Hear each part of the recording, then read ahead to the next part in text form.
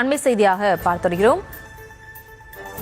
தேனி மாவட்டம் குச்சனூரில் இரு தரப்பினர் அங்கு போராட்டத்தில் ஈடுபட்டிருக்கிறார்கள். ஒரு தரப்பினர் மின்மயானம் வேண்டும் என்றும் மற்றொரு தரப்பினர் மின்மயானம் வேண்டாம் என்றும் கூறி திமுக எம்பி தங்க தமிழ்ச்செல்வன் காரை மறித்து அங்கு போராட்டத்தில் ஈடுபட்டு வருகிறார்கள். அது தொடர்பான அந்த காட்சிகளை பார்த்து வருகிறோம்.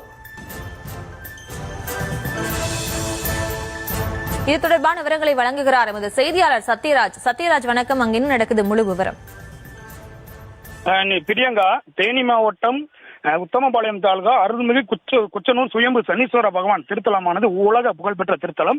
இந்த திருத்தலத்தில் இன்று முதலமைச்சர் மு.க. ஸ்டாலின் சார்பாக கோயில் திருப்பணிகளுக்கு மண்டபம் கட்டுவதற்காக 2,82,00,000 ரூபாய் மதிப்பீட்டில் காணொலி காட்சி வாயிலா பூமி பூஜை நடைபெற்றது. இந்த சூழலில் இதற்கு வருகை தந்த திமுக எம்பி தேனி பாராளுமன்ற உறுப்பினர் தங்க தமிழ்ச்செல்வன் வருகை தந்திருந்தார். அப்பொழுது குச்சனூர் பகுதியைச் சேர்ந்த பொதுமக்கள் ஒன்றிணைந்து ஒரு தரப்பினர் குச்சனூர் பகுதிக்கு புதிதாக மின் மயானம் வேண்டாம் என்றும் மற்றொரு தரப்பினர் புதிதாக மின் மயானம் வேண்டும் என்றும் தங்களுக்கு கோஷங்களை எழுப்பி வந்தனர்.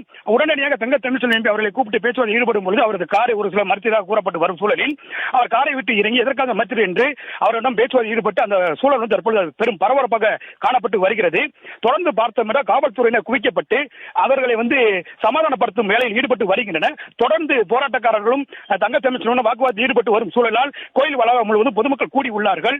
இந்த சூழலில் ஒரு தரப்பினர் எங்களுக்கு மின்மயானம் வேண்டும் என்று கோஷங்களை எழுப்பி அவரிடம் மனு அளித்தனர். அதனை பெற்றுக்கொண்ட தங்க தமிழ்ச்செல்வன் மின்மயானம் அமைப்பதற்கான நடவடிக்கை எடுப்பதாக கூறியுள்ளார்.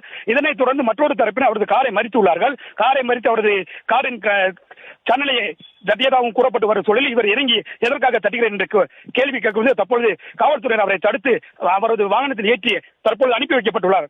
இதனால் கோயில் வளாகம் தற்பொழுது பரபரப்பான சூழல் நிலை வருகிறது. பிரியங்கா, விவரங்களுக்கு நன்றி சத்யராஜ்.